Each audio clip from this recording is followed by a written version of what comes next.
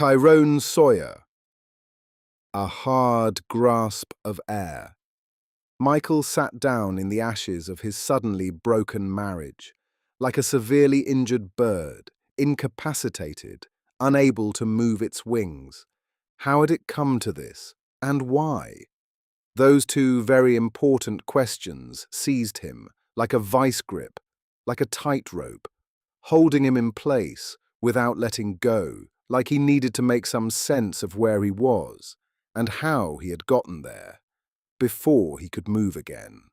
Michael McKinney thought about how great his life had been, against the backdrop of what happened 15 minutes earlier, when any remaining trace of nostalgia was ripped away and discarded like a carton of spoilt milk. His wife, Jean, the love of his life, strode across their hardwood living room floor like it was a stage and came to attention, not like the actor that she was. If she were acting, Michael realized there would be no need for him to feel distressed. This was different.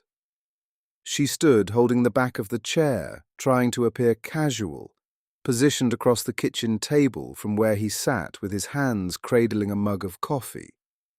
Nothing about what she did was casual. It masqueraded as a conversation, but it felt more like a reckoning. Michael knew the tells, the slight, barely noticeable quiver around the edges of her mouth, the way that her long eyelashes blinked just a little bit more quickly than usual, and her stronger than usual white-knuckled grip upon the back of the chair. They all revealed something deeper. He knew it, just as much as he knew that night followed day. After all, he had been married to her for the past 16 years. Subtlety was not her strong suit. He calmly waited for his wife, Jean, to have her say. She had the look of a predator straddling its prey, or the look of a commanding general reviewing her troops in formation before sending them out to fight a battle that she knew they would win. She announced, "Michael, I'm leaving you. We haven't been good for a while now. I think it's time to stop pretending." In that moment, two things became abundantly clear to Michael. His marriage had imploded, and the architect of the implosion, his wife Jean, had very intentionally set the final charge. She decided to end their marriage, suddenly and immutably, just like that, with no conversation, with no room for second-guessing. There was no hesitation on her part, not even a little, only unyielding, unmistakable clarity, like the air after a winter rain. Michael looked at her, long and hard, trying to see what lay beneath the fallout. He saw no signs in her eyes, not even one, of the love that they once possessed in abundance. Instead, he saw only a wall of dismissal. He saw only emotional withdrawal, and something that resembled not hatred, but contempt mingled with pity. Hatred would have been easier to handle, but not pity. As he began to come to terms with his painful reality, he confronted the inconvenient truth that despite her casual cruelty, she was still beautiful.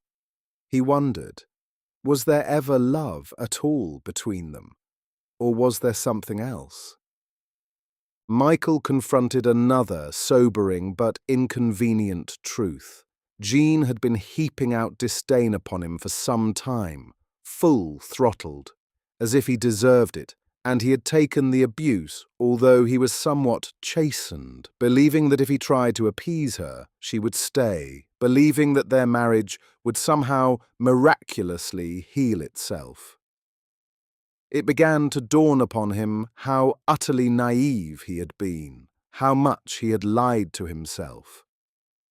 In recent times, when Jean had turned to him for intimacy, she seemed to be doing so under duress, which made her rejection deeper, more palpable. Michael saw it and he felt it. Even a fool could see that intimacy and rejection were opposite sides of the same coin.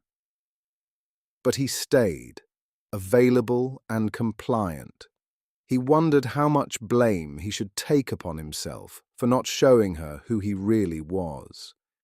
He could have used his money and stature to make himself into what she wanted him to be. But that would have been a deeper betrayal of himself. He believed that love would conquer all. That love was something to be given freely, without expecting anything in return. Perhaps that was the fatal flaw in his marriage, his and Jean's different approaches to love and self-giving. Yet he persisted, and in his persistence, he failed to bridge that gap. Now that Jean had taken the final step to end the marriage, he was forced to confront the grim reality that his marriage had morphed into a farce. It had been over for some time. Although that knowledge did little to ease his pain, he thought about every single interaction he had with Jean over the past 2 years.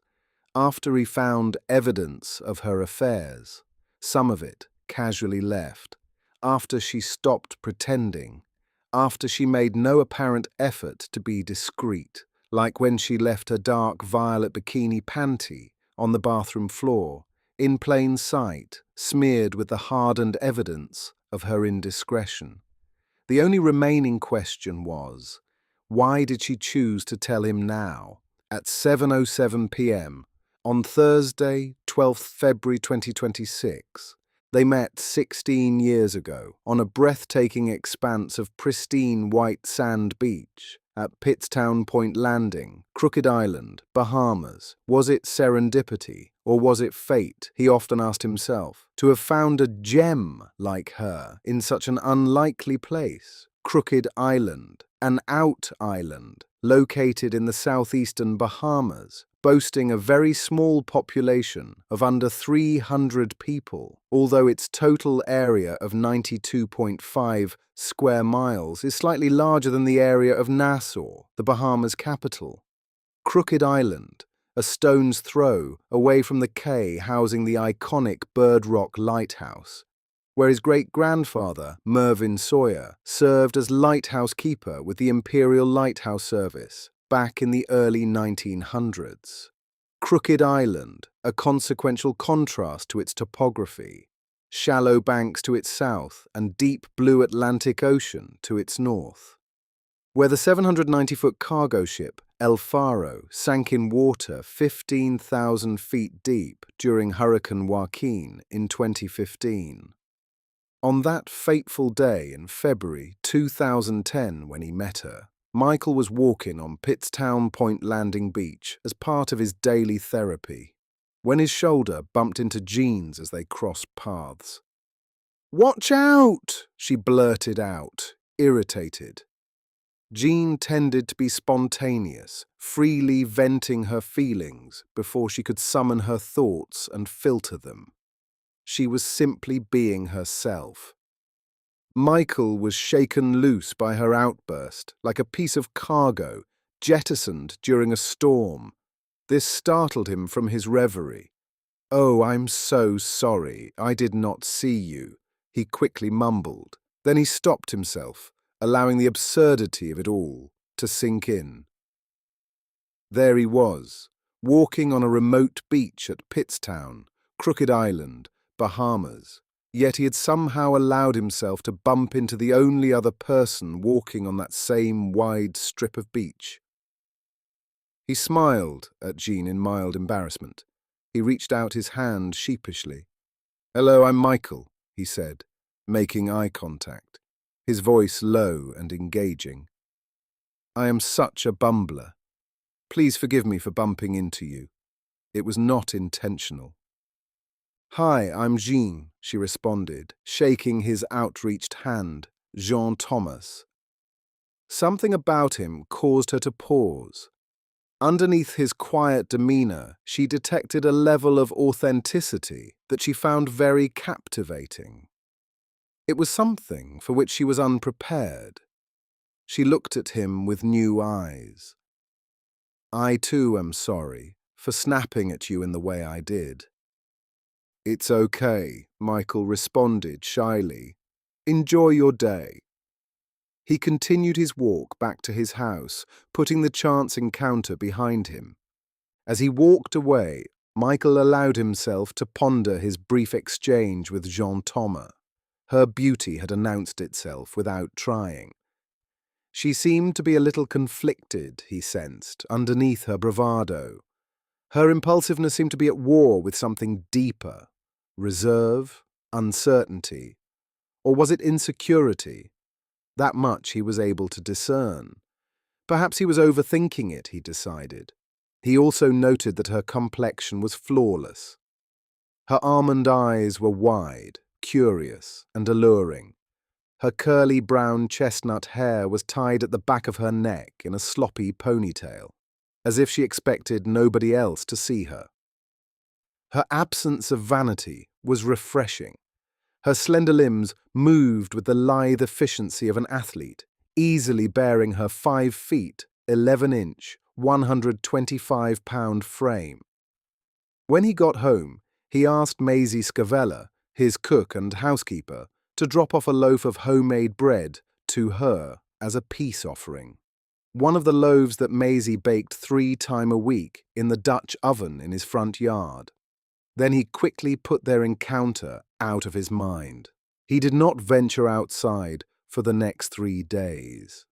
Jean did not understand what she had encountered and with whom until she made the 8-minute walk back to her mother's house on Step Street in Landrail Point. This was her first visit to Crooked Island. "Oh, Michael has been back home for some time now," her mom, Julie Thomas, from Bedford, New York, a long-term Crooked Island winter resident and a friend of Michael's, told her. Grief has consumed him. He has been back home for a while, keeping to himself. "I'm surprised that he talked to you," she added. 2 months earlier, Michael lost his wife and his baby daughter in a slippery accident on the Merritt Expressway in Fairfield County, Connecticut, while returning from the Mill Pond Village Farmers Market on Route 10 in Hamden to their home in New Canaan. It had all the elements of a Greek tragedy. "Michael, be careful," his wife, Rhonda, said lightly. "Pay attention." Although she could not help but crack up at his bad singing and the affection he was lavishing upon her. They were heading south. He was having fun, singing along with the radio, moving his hands back and forth, dancing in his seat. "She's so beautiful. I tell her every day." Singing those words from the Bruno Mars hit, "Just the Way You Are," to her as they drove home in their Chevy Tahoe. He turned to glance at her briefly, and then it happened. He was not driving fast, but the road was slick. It was raining. A car had overtaken them and then pressed brakes suddenly in front of them after veering back into the right lane. What happened next unfolded like a movie. He slammed on his brakes. Their SUV overcorrected and slid into the ravine, tumbling over twice before it collided against the guardrail. He lost both Rhonda and their baby daughter, Natalie, in that instant. To make things worse, he emerged from the crash in a daze, but with only minor scrapes and bruises. Michael was inconsolable. He had recently made a truckload of money, having successfully shorted Lehman Brothers stock. Michael had done a thorough risk assessment, which concluded that Lehman Brothers' exposure to high-risk investments and subprime mortgage-backed securities was not sustainable. He cashed out just before the firm collapsed, unexpectedly filing bankruptcy in September 2008, and made a bundle. Less than a month later, that was followed by another decision on his part to short Bear Stearns' stock. Shorting Bear Stearns' stock was a more dangerous risk for him. Conventional wisdom dictated that in the wake of Lehman Brothers' demise, Bear Stearns would not be allowed to fail. But fail it did. but not in the same spectacular way. JP Morgan stepped in to purchase its shares at $2 per share, shares which had been selling at a premium of $132 per share. He was able to cash out just in time. Afterwards, Michael placed his considerable earnings into an irrevocable trust. He asked his friend and colleague at Dunkley and Company, Cornelius Smith, to manage it for him, as he decided to pull back from active trading. At 7 a.m. on the third morning after his chance encounter with John Thomas on Pittstown Beach, Michael heard someone knocking on his front door. When he opened it, there she was, standing awkwardly in sneakers and workout clothes. "If colliding with me on the beach caused you to suspend your routine," she said courageously with a quirky smile, "I would never forgive myself. Would you join me for a walk?" Everything escalated after that. He agreed to her harmless invitation, as if he had a choice, which he did not. He was hardwired to be polite. Michael had to admit, if only to himself, that he found her attractive. Despite his unrelenting grief, he also had to admit that he still had a pulse. He allowed her to draw him out, despite his efforts to withdraw like a hermit. And he liked it, which surprised him. She turned out to be a good listener. He began to trust her a little. He eventually found himself looking forward to their walks and sharing with her more freely. "It was my fault," he lamented one day. "I keep wondering why God chose to spare my life after taking everything from me." "He did not take everything," Jean countered gently. "You still have plenty life ahead of you, but that does not stop you from grieving for what you have lost."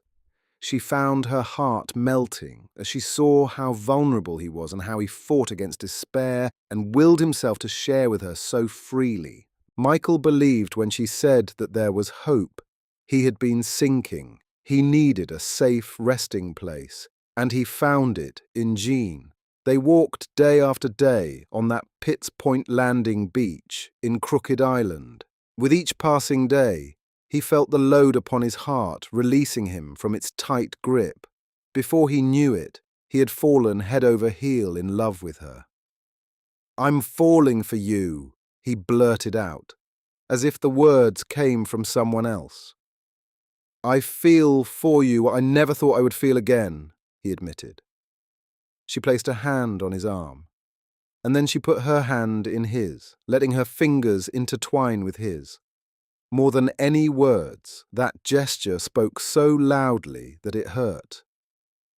He stopped and gently kissed her lips. They were soft and welcoming and passionate. He felt something loosen inside his chest, like he was allowed to breathe again. She had begun to fill a space in his heart, where a large, gaping hole once had been. They found each other. They sought refuge in each other. When she told him in June that she was pregnant, he did not miss a beat. They decided to get married in July and never looked back. They moved back to Connecticut. But one thing changed. The old Michael who lived out loud, the one who enjoyed parties and social reinforcement, like he did before he lost Rhonda and Natalie, was replaced by a new Michael.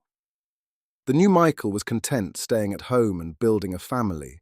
He showered Jean with love and affection. At first, Jean enjoyed the attention. It carried excitement all its own. Her first pregnancy turned out to be problematic. He waited on her hand and foot. 2 years later, when their daughter, Patricia Marguerite, came, the cycle repeated itself. That defined the rhythm of their lives for the first 5 years. They purchased a quaint 4-bedroom house with a huge backyard and a dock at the front in Rowayton, a quiet, historic town on the Connecticut shoreline. Michael provided the down payment of $200,000 and made the monthly mortgage payments. He explained to Jean that he had made a few investments. He did not offer further details about the true nature of his wealth. She did not ask. She had no interest in finances.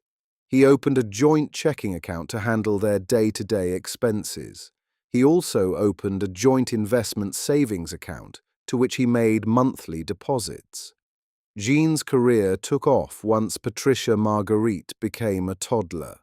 Her income increased significantly. She gained more fame and social notoriety, and she liked it. And then things began to change. Jean began to spend more time away from home, on movie sets and on casting calls, which created distance between them. Their marriage became a study in contrast. Jean worked, while Michael was content staying at home to manage the household, which might have helped to feed the false narrative in her mind that she was the one providing financial support to their family. After a while, Jean decried Michael's lack of ambition, staying at home, taking and picking the children up from school, taking them to routine doctor visits and practices. She began to compare him to the powerful men with whom she had begun to interact. Through that lens, she began to see him as a man diminished. Michael saw the distance between them increase, but he did not know how to bridge it. He thought that if he tried harder and became a better husband, perhaps things would begin to get back on track. But he was wrong. Jean had lost respect for him. He dutifully accompanied her to social events, where she found not-so-subtle ways to demean him. Her friends, following her lead, patronized him with dismissive comments before pivoting away to discuss more interesting topics. He took it all in stride. It all came tumbling down at a dinner party they hosted at their home 6 months earlier. Jean openly derided him in front of their friends, Cecil and Sabrina Dupont, who lived in Westport. Cecil was a successful real estate developer. Sabrina was a stay-at-home wife who led money-raising charities in the community. Also at the dinner party was Thad Thornton, Jean's agent who resided in Manhattan, and Jerry Hatcher, his gay partner. Jean had also invited Forrester McQueen, a fellow actor. It was a poorly kept secret that Jerry was her most recent affair partner. "Michael is the best house husband a woman could want," Jean said, her speech slurring slightly after her second glass of wine. "But he is not good for much else." Their guests chuckled. Cecil Dupont openly dismissed him. Sabrina looked slightly embarrassed by the spectacle, but she managed to hide it behind a painted smile.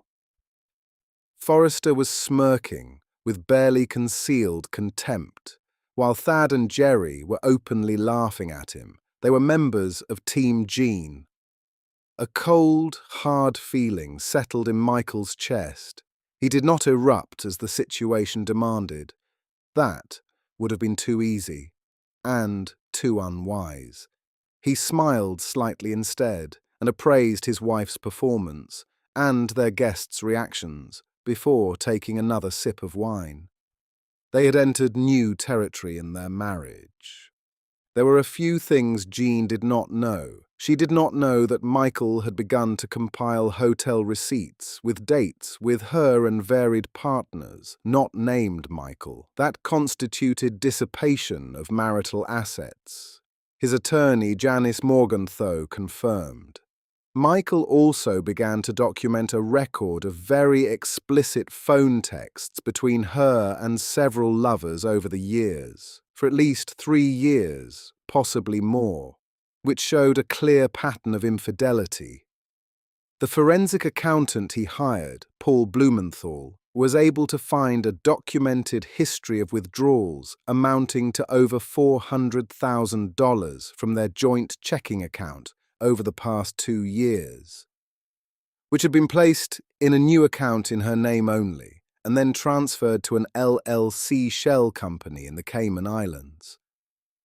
There were credit card transactions tied to their joint checking account, amounting to $120,000, for ride shares to hotels to random hotels, for jewelry not given to him, and for dinners at restaurants where they did not dine together.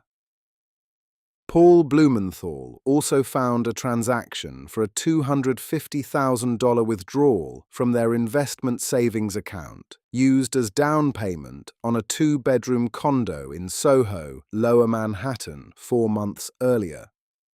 The title bore the names of Gene McKinney and Forrester McQueen. A few weeks earlier, Michael had retrieved from her email account, which was still tied to a cell phone account in both their names, a copy of a divorce petition prepared by her lawyer seeking a 50-50 split of all marital assets. Jean was not only planning to leave him, she was planning to suck him dry like an orange and then discard him. Michael felt the hair rise at the back of his neck, at the sheer audacity of her theft and fraud, at Jean's mistaken belief that he would not find out what she had done in sufficient time to reverse it.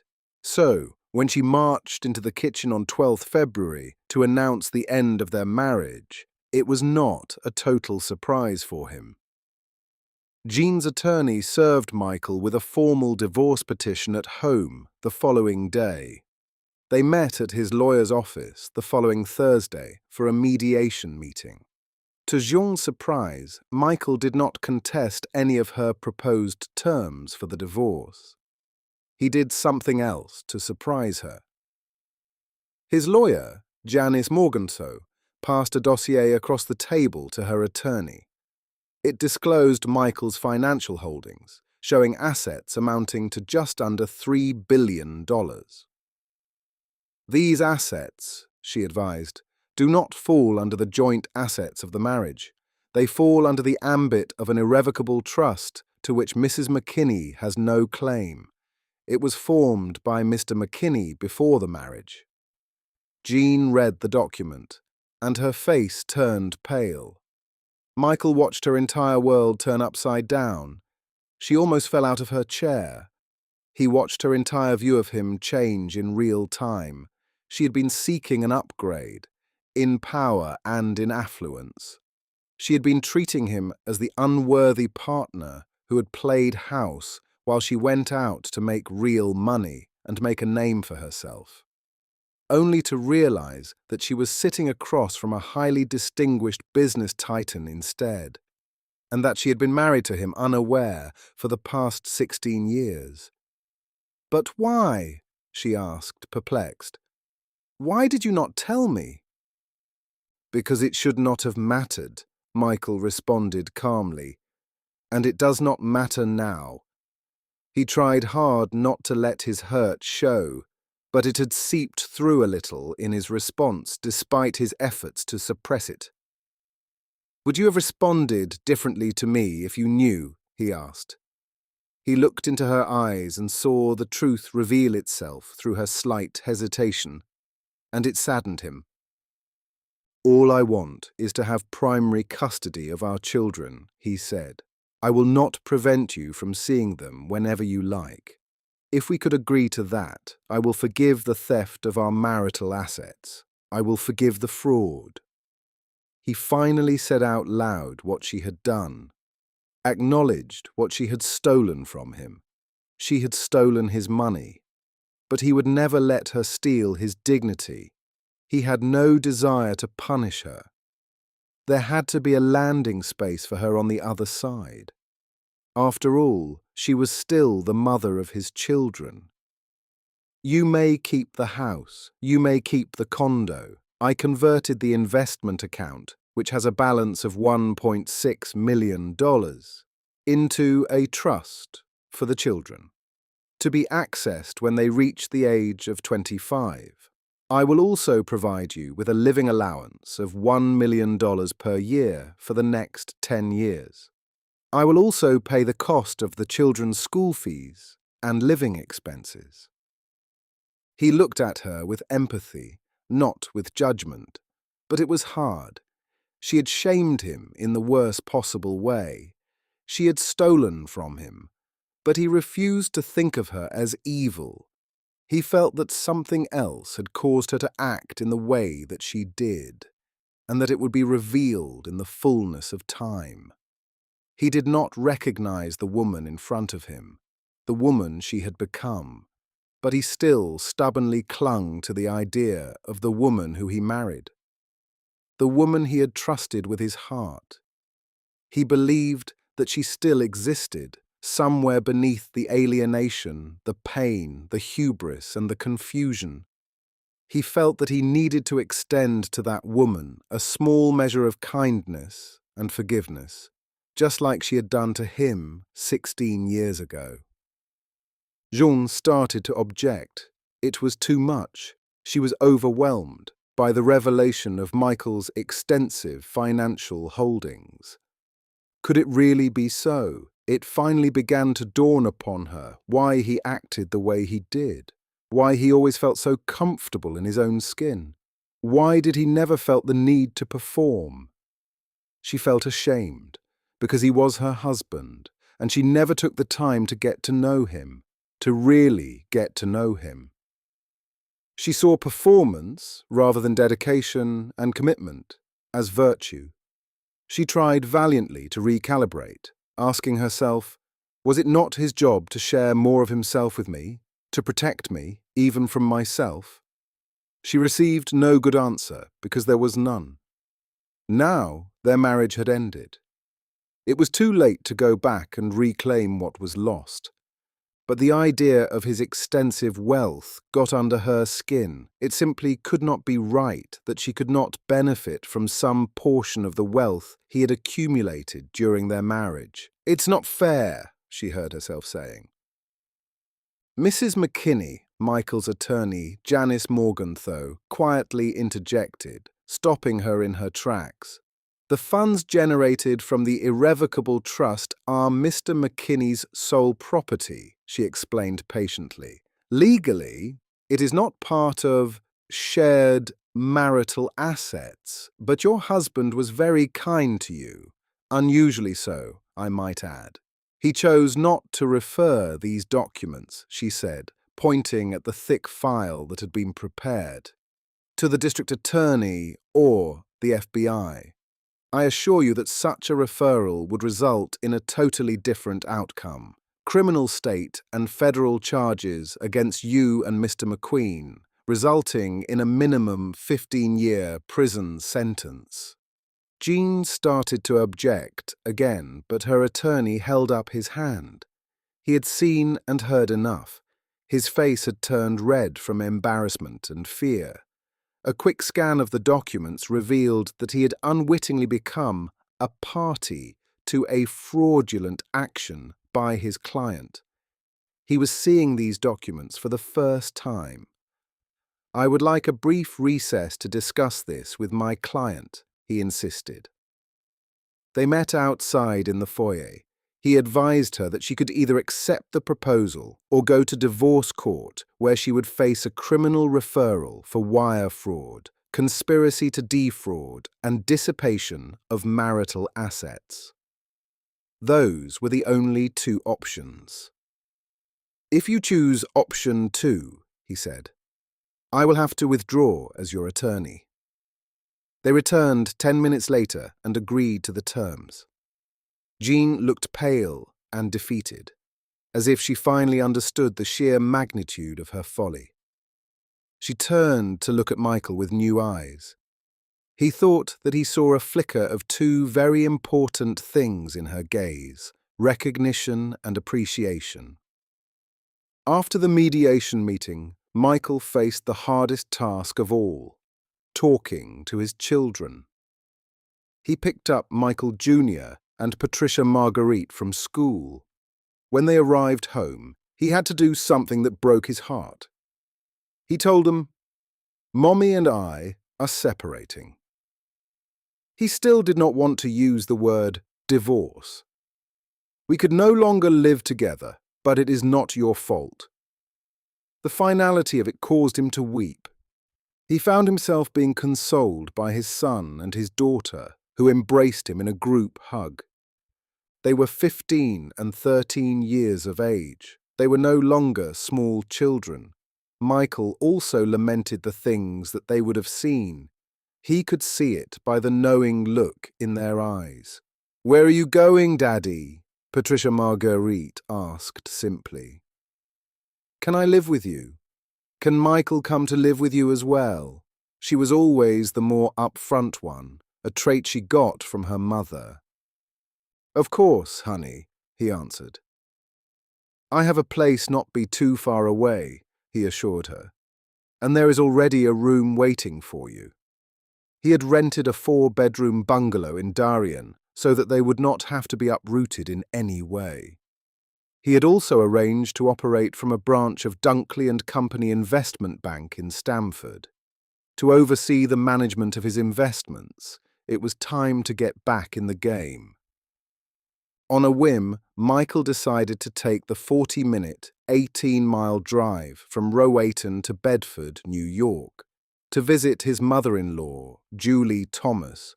Julie might have been his mother-in-law, but she was also his friend. He had known her for years. They were neighbours in Crooked Island, long before he met Jean.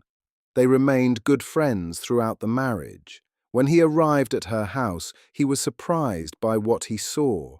Julie was very sick. The cancer had spread from her breasts to her lymph nodes, to her bones. Clearly, she was in the throes of a losing battle. She had a nurse taking care of her. There was a drip connected to her wrist to provide her with the electrolytes that she needed. But Julie's spirit was undaunted. "There you are," she said, trying to get up. She was so glad to see him. But the nurse gently held her shoulders, which attracted an irritated glance from Julie. He sat comfortably near her bed. They chatted for a while.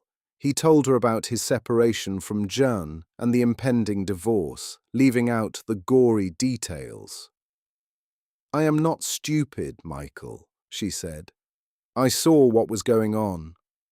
I told Jean that she did not deserve you when she visited me on 12th February, the day that I received the dreaded diagnosis."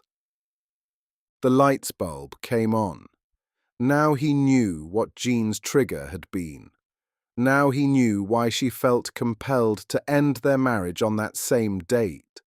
He surmised that she must have felt her mortality sneaking up on her and felt the need to make a fresh start. Without him. He accepted that. But it was the realization that she did not feel comfortable sharing her feelings and misgivings with him that devastated him. That was when he realized that it was over, with no chance of reconciliation.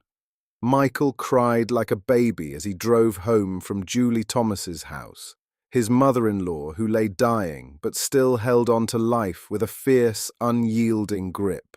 He cried, not because John cheated, or because she stole from him. He cried because of the love that he and John had once had, but lost. He cried because the trust was gone. The divorce decree arrived 6 months later. Michael was free. He gave Jean plenty of space. He found a rhythm with her to co-parent their children. They preferred to stay with him, which they did most of the time. But he insisted that they keep in touch with their mother, to visit with her, at least on weekends. He did not want to make her the villain. The children resisted at first, especially when Forrester McQueen became a steady presence at her home. But they gritted their teeth and endured each visit, knowing that after a few days they would go back home to be with him. Things started to fall apart for Jean not too long after their divorce. Her new realization of who Michael really was continued to unsettle her. She kept asking herself, how could I have missed it? The stability that he had so seamlessly brought to her life over 16 years disappeared when he left, which was replaced by Forrester, who moved into her home and demanded to be catered to. It was a study in contrast, and not a good one for her. now that she could see what her life had become and what it once had been. Her relationship with Forrester fell apart at the seams. Soon, she ended up selling the condo in Soho and splitting the proceeds with him. She hated the fact that Forrester insisted on receiving 50% of the proceeds, although he did not put up 1 penny. But Michael did not care about her drama. It was no longer his problem. He moved on, with purpose, and without remorse. 1 year later, he found himself at the home of Julie Thomas on the day of her funeral. The cancer had finally taken its toll. Jean came out into the backyard where he was standing and stood next to him. "Can we chat?" she asked. He nodded quietly. They sat down on 2 comfortable chairs overlooking the small lake. "Michael, I would like to apologize," she said. "You did not deserve any of what I did to you.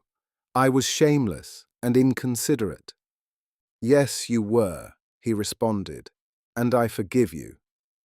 She seemed stunned by his forgiveness so freely given, but she should not have been.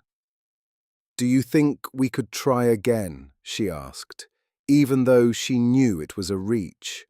"I want you to know that you were always enough." He looked at her, really looked at her, with kindness and without judgment.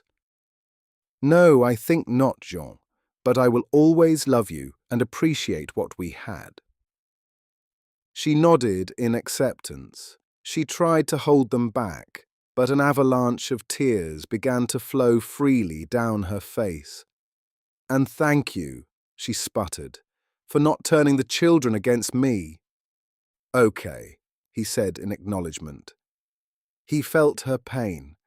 He suspected that the melancholy in the aftermath of her mother's death was finally bearing down on her. He knew her well, but he made no move to comfort her. He was not being withdrawn of cold. It was no longer his place.